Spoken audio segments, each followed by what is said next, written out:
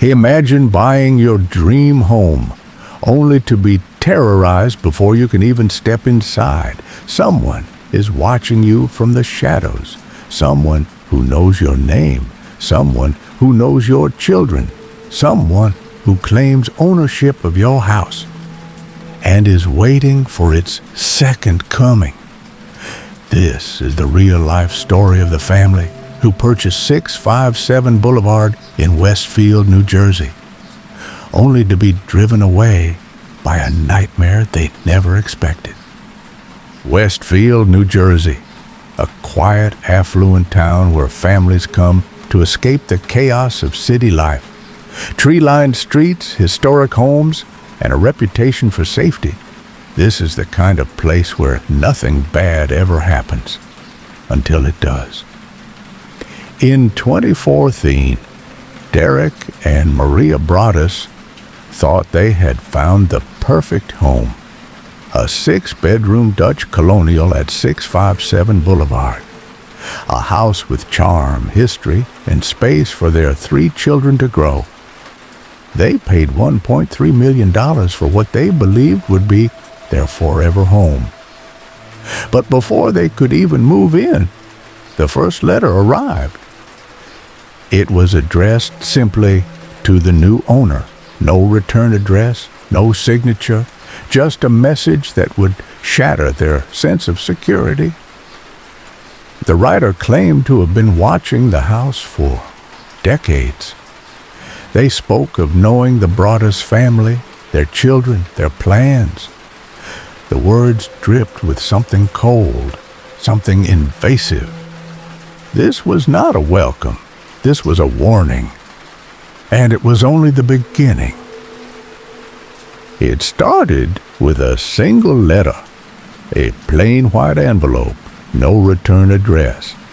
Inside, a message written in neat, deliberate handwriting. Dearest new neighbor at 657 Boulevard, allow me to welcome you to the neighborhood. 657 Boulevard has been the subject of my family for decades. I have been put in charge of watching and waiting for its second coming. Whoever wrote the letter knew things they shouldn't have known, unsettling details about the house, about the Broaddus family. Then a question, one that would stick with them long after the letter was put away. Have they found out what's in the walls yet? And another, more disturbing still. I am pleased to know your names now, and the name of the young blood you have brought to me. The Broaddus family had barely set foot in their new home, and already someone was watching, someone who wanted them to know it, someone who was waiting. At first, they told themselves it was a prank, a cruel joke from a bored neighbor. But deep down, something about it didn't feel like a joke at all. And soon, the letters would prove it. The first letter was disturbing, but it wasn't the last. More arrived, each one worse than the one before. The watcher wasn't just writing to them. The watcher was watching them. They knew things no stranger should know. They mentioned the children, not just in passing, but by name. I am pleased to know your names now, and the name of the young blood you have brought to me. The words weren't just unsettling. They were invasive.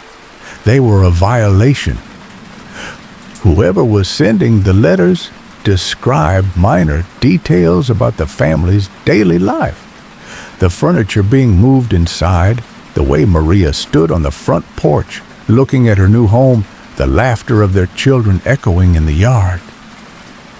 The Broaddus family hadn't even moved in yet, but somehow they were already being watched. Derek installed security cameras. He studied every car that passed by, every person who walked too close, every shadow that lingered where it shouldn't. but the watcher never showed their face. The family should have been preparing for a new life in their dream home. Instead, they were afraid to even step inside. And the watcher wasn't finished yet. By now, the fear had settled in. The Broadus family wasn't dealing with a harmless prank. They were being watched, haunted, and they had no idea by whom. Derek and Maria turned to the police. The letters were handed over. Investigators examined every word, every stroke of ink, searching for anything that could lead to an answer. Who was the watcher? Theories emerged. Was it a neighbor? Someone who had lived nearby for years, quietly watching from behind drawn curtains? The letters suggested a deep knowledge of the house's history, details only a long-time resident might know. Or was it a prank? A cruel joke meant to send the family into paranoia. But if that were the case, how did the writer know so much? The children's names, the smallest movements around the house, the way the family spent their evenings. Then another possibility, a former owner, someone with an attachment to 657 Boulevard, someone who had never let go. The police analyzed the handwriting, hoping for a match. They watched the house, hoping the writer would reveal themselves. They questioned neighbors, hoping someone had seen something. But every lead led nowhere. Every theory collapsed under its own weight. And every night, 657 Boulevard stood in the dark, waiting. The watcher was still out there, and they weren't done yet. The police had no answers. The letters kept coming, and the watcher was still out there, somewhere, watching. The Broaduses couldn't wait for law enforcement to solve the mystery. They needed answers now. So they took matters into their own hands. They hired private investigators, former FBI agents, criminal profilers, anyone who could help unmask the person terrorizing their family. One theory suggested that the watcher had been there for decades, watching from the shadows. A presence lurking in the neighborhood long before Derek and Maria arrived, an unseen force that had claimed 657 Boulevard as its own. Whoever they were, they knew too much. They saw too much, and they were getting closer. The Broaduses weren't taking any chances. They installed security cameras on every corner of the property, motion sensors, floodlights, new locks on every door, but no amount of security could erase the feeling that they were being watched. Maria refused to move in. She had imagined raising her children in this house, filling it with warmth and laughter. Now it was tainted, a place where unseen eyes followed their every move. Derek stayed up at night, staring at the screens, hoping to catch a glimpse of the person behind the letters. But the watcher never showed their face. And then came the question no one wanted to ask. Was it time to leave? Was 657 Boulevard beyond saving? Word spread quickly. A mysterious stalker, threatening letters, a family too afraid to move into their own home. Westfield, New Jersey, a town once known for safety and quiet luxury, was now home to a mystery that had everyone looking over their shoulder. Some neighbors were sympathetic, offering their support. Others were suspicious. Who was the watcher? Was it a stranger lurking in the shadows? Or was it someone closer, someone who had been there all along? Rumors started to spread. Whispers in the grocery store. Conversations behind closed doors.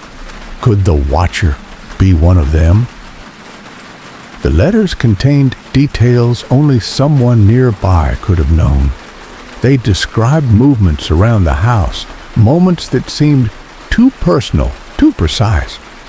The watcher wasn't just watching 657 Boulevard, they were watching the producers. And if the watcher was part of the neighborhood, that meant they were still here.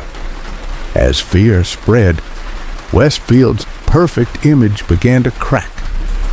The quiet, safe streets no longer felt so safe.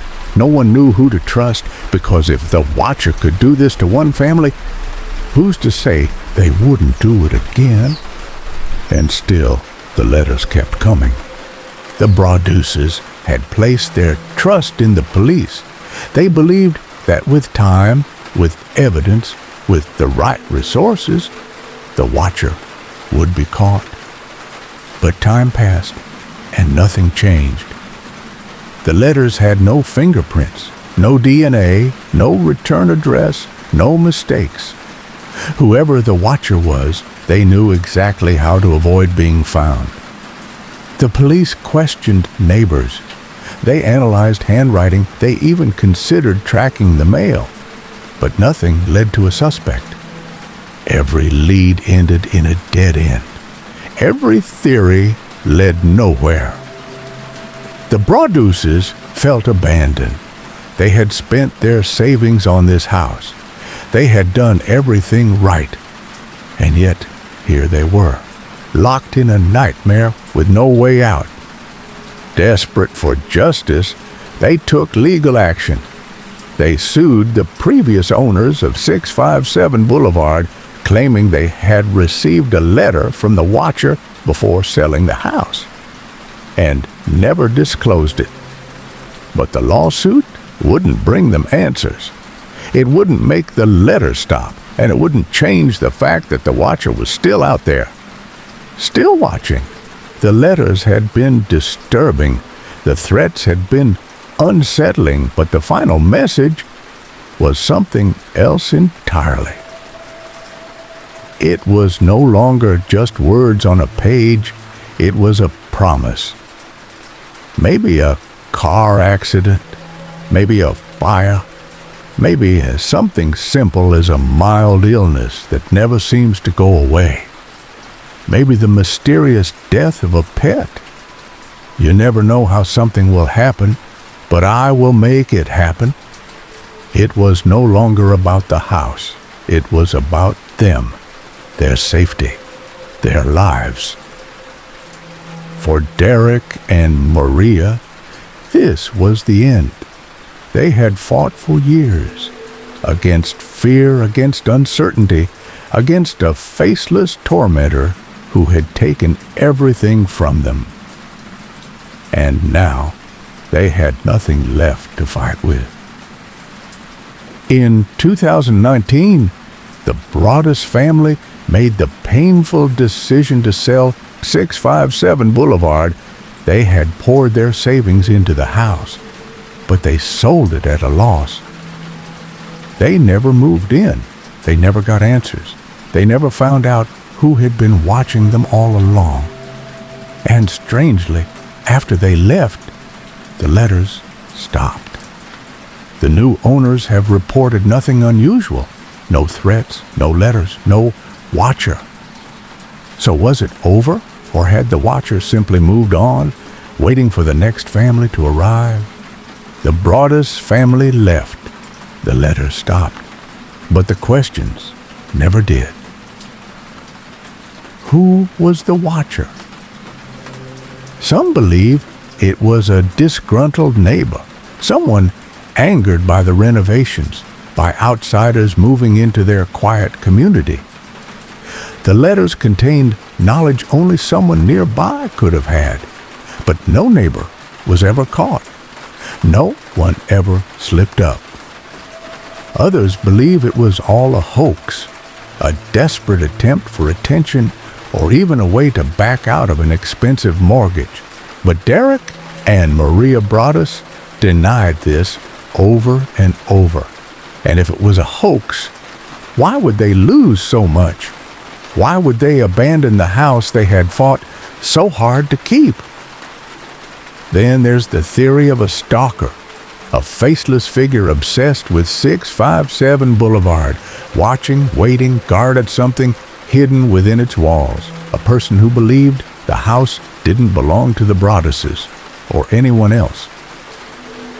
But some believe the answer is something far darker, that the watcher was never a person at all, that the house itself held something frightening, something that called out to certain people, pulling them in, making them stay, making them watch.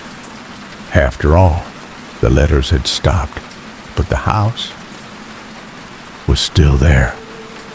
The truth remains buried in the shadows of 657 Boulevard. And to this day, no one knows who the watcher really was. The story of 657 Boulevard is more than just a mystery, more than just a crime that was never solved. It is a reminder that sometimes the scariest things are the ones we can't explain. For the Broaddus family, the nightmare will never truly be over. They never found the person who watched them, never learned why their family was chosen, never discovered what was in the walls, if anything was ever there at all. They left Westfield. They tried to move on. But how do you move on from something like this?